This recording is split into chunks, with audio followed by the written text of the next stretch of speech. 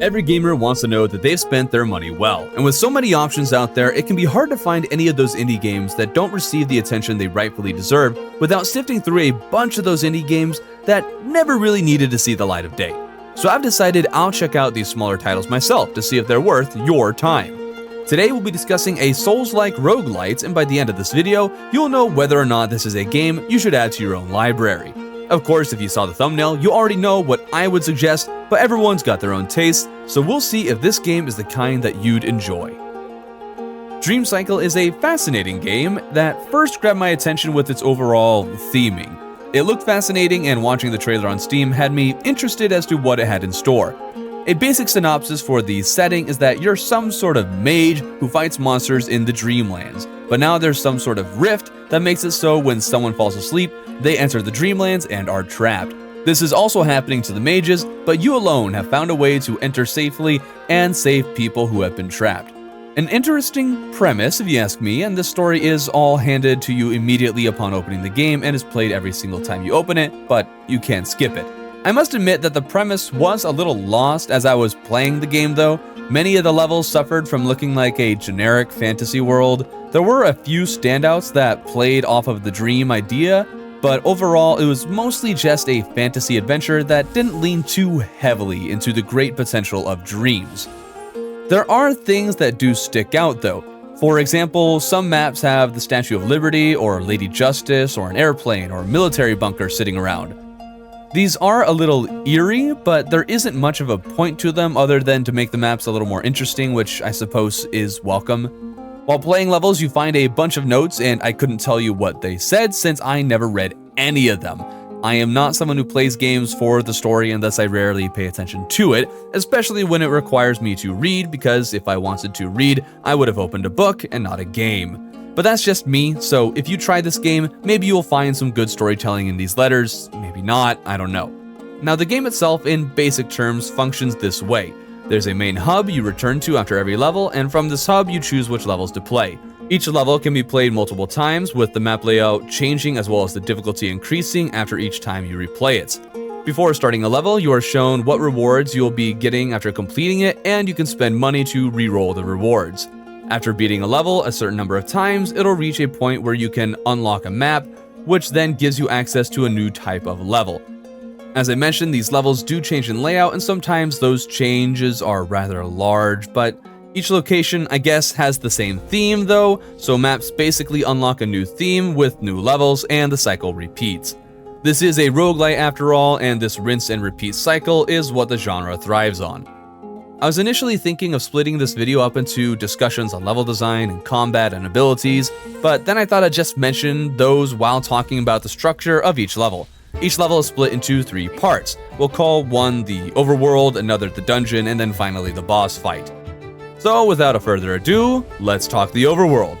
This part is the bulk of every level, and also the only part that maintains whatever the theme of the location is. The Overworld then is the most interesting to look at.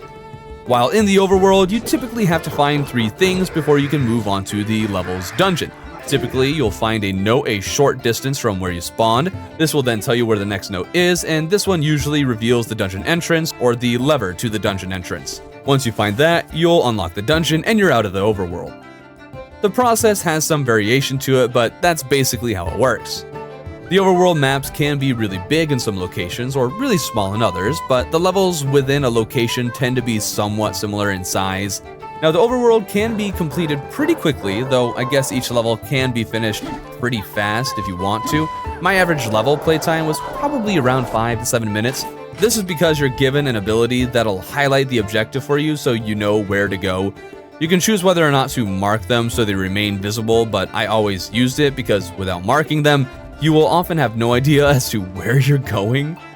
The actual location where you can do things is pretty small, while the map itself is quite large.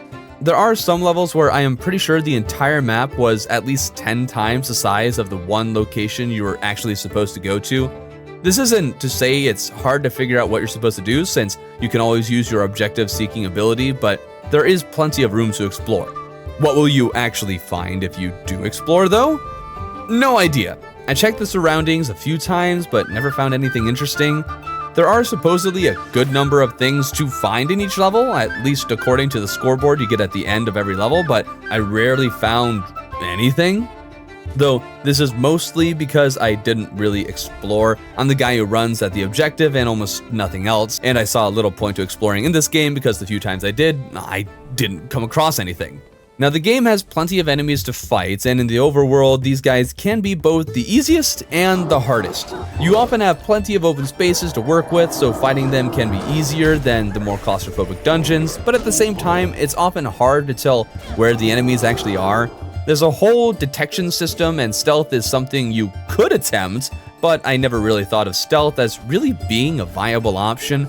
Occasionally, I could sneak around an enemy or two, but overall, I was found out before I even knew an enemy was near, and I had to go guns blazing. Some enemies will just fight you one-on-one, while others will sound a horn and summon a bunch of monsters in the area to join in on the fight. Sometimes this sucked because there were too many to deal with, while other times it was great because now you didn't have to go searching for enemies to slay. Enemies were also pretty samey. There isn't a whole lot of variety to them, so it doesn't take long to learn how to deal with the available variants, and difficulty scaling basically comes down to more of the stronger enemies spawning. Then there is traversal. There is no actual sprint button in this game, but your character walks fast enough that I never felt it necessary to have one. There is a short-range teleportation ability, and then by far, the ability I use the most is what I think the game calls a shadow step. This is basically an extra jump you get when you try to jump while next to some ledge. It's more or less necessary for climbing and is very helpful for getting around, especially since teleportation requires some mana. You can also hover, which can be helpful too. Speaking of mana, you do have some spells you can cast in this game, and I suppose I might as well mention them now. There's a decent variety, but I pretty much only used one during the entire run because it was kind of broken.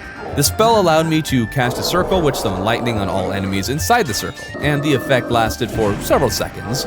While being hit by lightning, the enemies were stunned and took damage. Of course, since they were stunned, I was also able to add more damage myself on top of the spell's damage. This spell allowed me to clear hordes with relative ease and made stronger enemies vulnerable to attack. This, on top of the fact that I rarely ran out of mana, made the spell a bit overpowered in my opinion.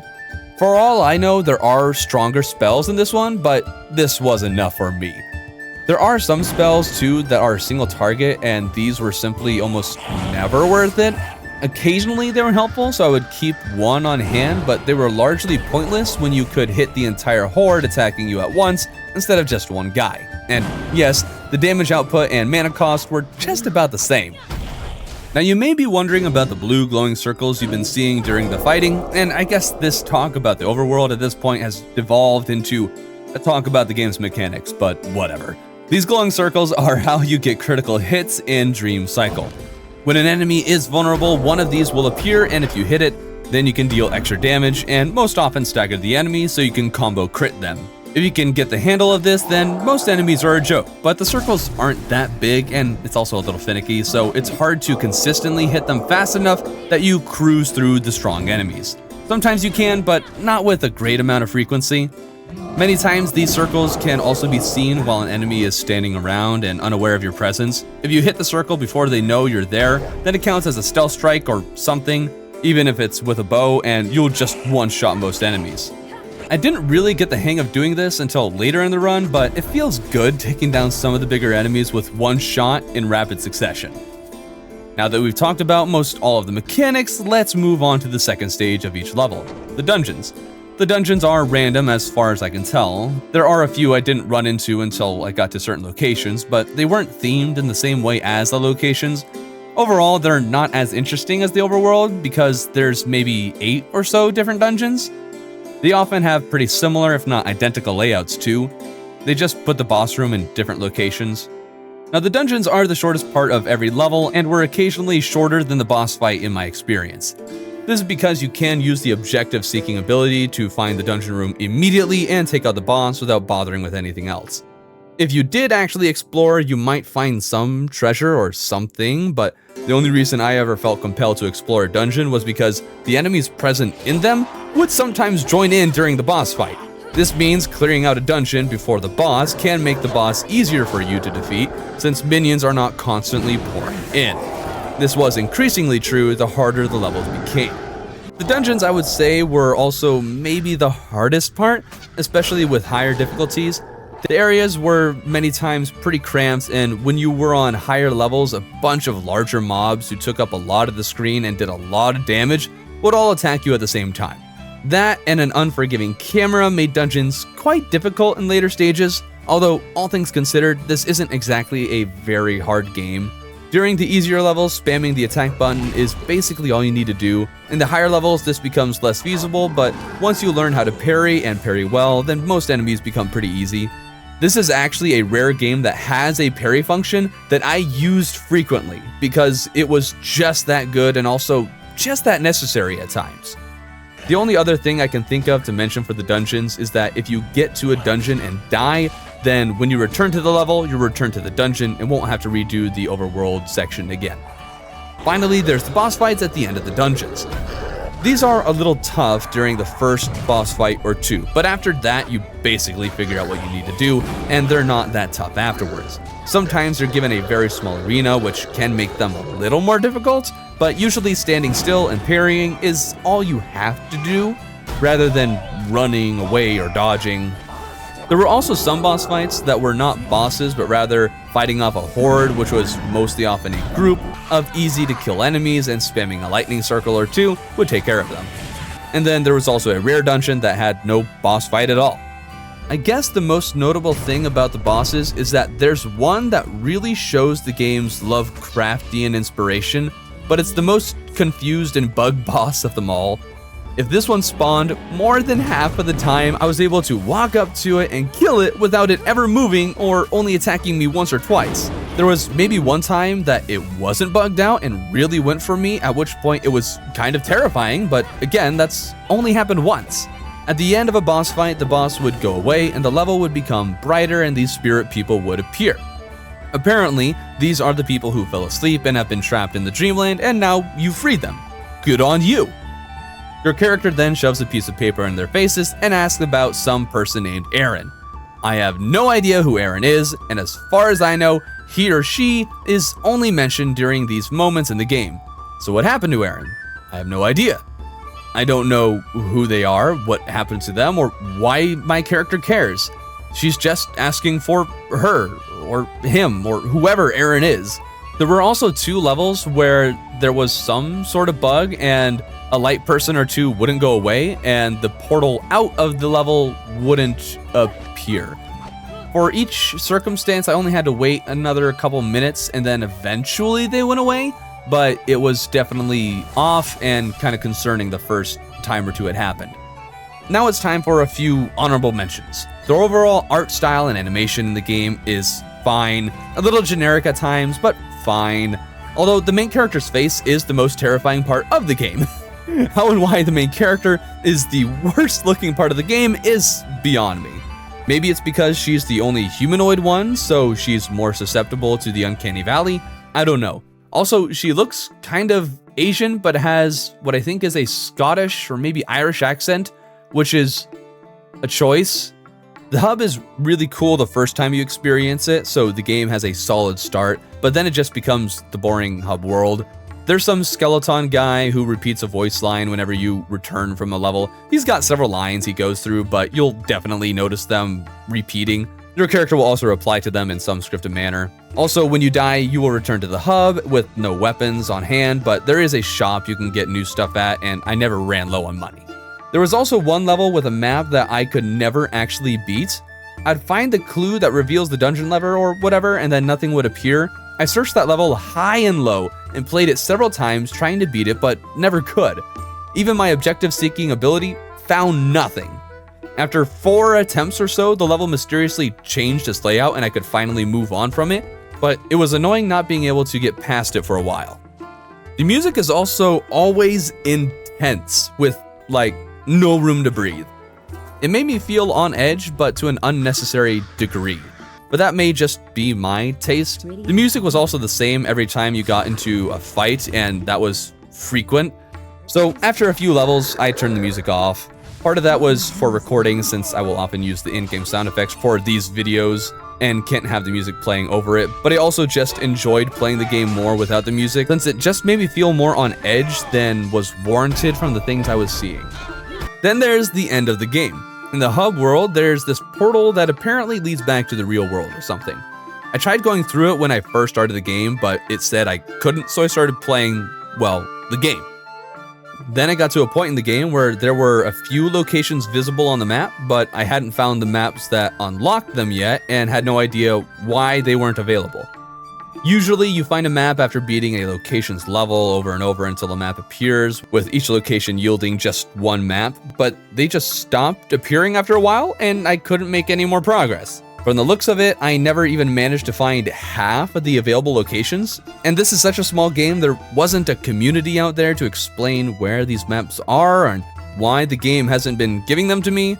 It's possible I'd have to find them hidden somewhere in a level rather than them being given to me as a reward for beating a level, but I don't know. All I know is that I was a bit lost and I decided to check the portal in the back, curious as to what would happen, and sure enough, it asked if I wanted to end the game, and I decided I might as well. So in the end, I got about 10 hours out of this game. Overall, I find it actually hard to say whether I'd recommend this game or not. It's a cheaper game and has its fair share of bugs and lack of polish, but it can be enjoyable at times. I know I personally am not someone who typically enjoys roguelikes, and this one is just another in a long list of those I've tried that I didn't find particularly interesting. I think there's some good design in there that a certain audience could enjoy, but it's not for me. Don't expect greatness, and if this genre is something you like, then this could be a game that'll keep you entertained. But if I had to make a verdict, I would have to say that this game is officially Thorben disapproved.